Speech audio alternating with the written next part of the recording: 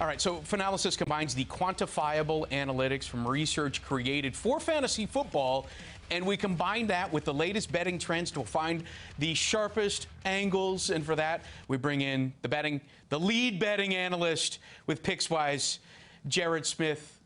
We have to get your title correct here because everybody needs to know where you are in the hierarchy of betting analysts. You are the lead betting analyst there. We start things off with the Jets. 5.5 home dogs to the Saints. This is also a bad Saints team. I mean, I can't imagine that Vegas is expecting to see a lot of action on this game. So are these low-handle games easier or harder to find the sharpest edge?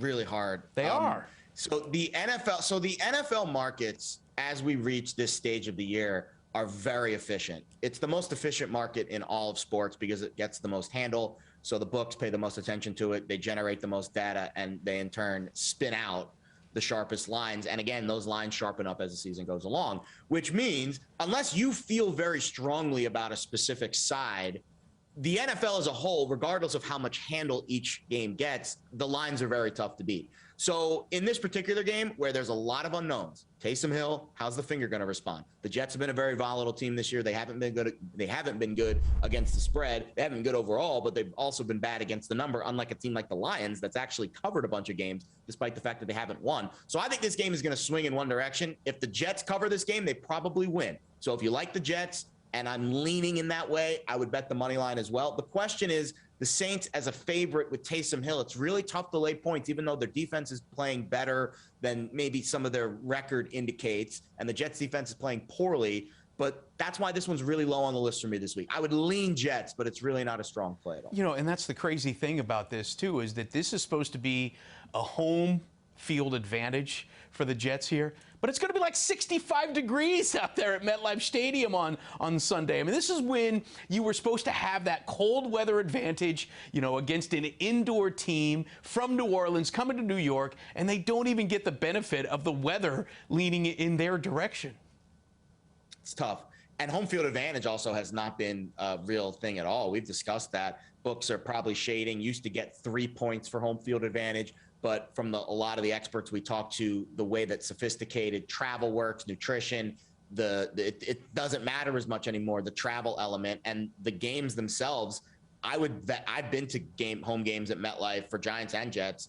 It's not a very raucous environment. It's very sterile. It's a little corporate. So it can be tough. It's not like Arrowhead or Lambeau that have a little more culture to it. You know, so it's a little different of an environment. And I think it favors the road team. So I wouldn't really factor in home field edge at all. I would just think if you believe that the Jets are going to play better than their number, then I would bet on them to win this game. Personally, I'm very undecided on this one. Just lean Jets for my hometown bias, but I probably would stay away from betting. See, and you have been to a lot of those MetLife games, so you know there's as much of a chance of those fans turning on the Jets as cheering them. So it could be a home field disadvantage a lot of times, especially when you have a rookie quarterback that necessarily doesn't want to hear these boos. All right. We can also find other ways to try to take advantage of Vegas. And one of the ways are the 6-way teasers or the 6-point teasers, but there's also a 10-point teaser that you can throw out there as well. You've decided to go with a 10-point teaser. The better odds, obviously, making it a 3-way teaser to try to boost yourself a little bit here. The Jaguars, we're getting 9.5 points against Tennessee. You've got them getting 19.5. The Chargers go from 10.5-point favorites to just over a half-point against the Giants. And the Packers were 11.5-point home favorites over the Bears. You're getting Green Bay at -1.5. Do you do the 3-way here just to give yourself at least better minus money on the back end? Yeah, and you know the math adds up because we do 2 teams 6 points. It actually costs the same, -120. Which means you have to risk $120 to make 100. It costs the same to do a 3-team 10-point. So I lean now. Obviously, the more games you have to predict, the harder it is. That's where the sports books kind of make their money back on that hold percentage. But I think later in the season, the more points, the better, because as as we discussed earlier, at this stage in week 14, the lines are as sharp as they're going to be, and we're not going to get much sharper. Meaning the more efficient a market gets, meaning, the more predictable things are, this line's supposed to land here, the more points you get in your favor, in theory, the more valuable your bet becomes later in the year, because again, the lines are as efficient as they've been all season. So I like the idea of getting a double-digit favorite down to a very small price, under 3, under 7 points they have to cover by. So we have 2 of those instances this week. With the Chargers, good luck. If it's Glennon, if it's Fromm, I don't think it matters. As long as Justin Herbert's starting for the Chargers, I feel very good about that. Same thing with the Bears. Andy Dalton, Justin Fields, doesn't matter. Is Aaron Rodgers on the other side? Yes, he is. And he owns, he owns the Bears 20. He doubled down on that. Doubled down. 22-5 straight up, 20-7 against the spread. So when the Packers win these games, they cover as well. We're getting it down to 1.5. And with the Jags, so Tennessee's off the bye. Mike Vrabel in his career has been very good as an underdog. As a favorite of over 7 or more, not great. Under 500 against the spread, significantly. And he wins games, though. So they win these games, but they don't necessarily cover. And I think that's where this window is going to fall. I think Tennessee probably wins by a touchdown. But I'm getting 19.5 points with the Jaguars on a low total game in the mid-40s. Prime spot to tease the dog up to a big payout there. More specifically on this Giants game, over the past 3 weeks, they are averaging less than 10 points a game. 10 points a game. Justin Herbert could have 10 points in 2 series very easily. Do you see this game playing out as the Chargers just get themselves a nice double-digit lead and put it on cruise control the rest of the way? Yeah, I think, there's some issues with LA, some guys in and out of the lineup. We don't know exactly who's going to play on the offensive side, which I think matters. But again, I think what matters more is Justin Herbert's efficiency.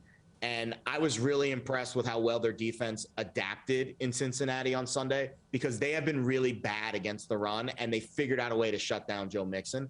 And I believe in Brandon Staley. I think he kind of figured it out, and that Chargers defense was maligned for much of the year. But he's a rookie head coach, and I think he's learning. And they got a big road win, and now they should win this game, and I think they will. And I think the Chargers are still a team that I would take very seriously come the playoffs. I don't know if they're going to win the Super Bowl. No, I know, but they're a team I wouldn't want to face in January. December is when you really separate the men from the boys, and you start to see these teams that are shifting into playoff mode and the other teams that are shifting down to try to keep themselves healthy. And I think that has to be as much of a factor when you're looking at these games as all of the analytics that you're seeing that should back up what your point is anyways. 100%. So the data and the trends, in my eyes, it's almost like a bell curve. There's like a sweet spot in the season where they mean a lot, because we have a little bit of data, and then we can, start to make some, predictions and assumptions, and the lines haven't fully sharpened yet. And then as now we get to this point, I think the data means less, and the situation and the health means more. And it's almost like you have to adjust, and you have to almost figure out on your throttle acceleration how much is too much data in one game and how much is not enough. And that's why we look to you to kind of parse through all of that information. That's his look on the Jets, the Giants, and a 3-way teaser. Make sure you check out his best plays against the spread. In our other segment, for Jared Smith of Pickswise, I'm Steve Overmyer. This is Fanalysis.